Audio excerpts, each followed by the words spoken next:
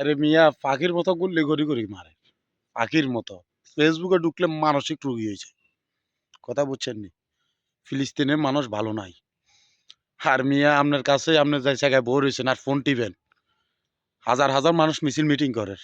এখানে যায় সামিল হইতে পারেন না। ওই না মিয়া। ওই ব্যাংক আপনি কি মুসলমান নি মিয়া? মুসলমান হলে ঠিক হইতেন মিয়া। যদি খ্রিস্টানেরা হইতো আরে হিন্দুরা হইতো আরে একজোট মুসলমানের লগে। আপনি কি হারেন না মিয়া? আপনি মুসলমান ঘরের সন্তান হই। কথা বুঝছেন নি? কথা কইতে পারে না। কথা কইতে পারে না বাচ্চা। অন দুনিয়া কি এটা বুঝে না। বোমের লগে কোনো উইচার করি।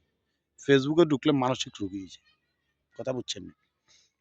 এটা হইছে আঙ্গো মুসলমানের কালচার।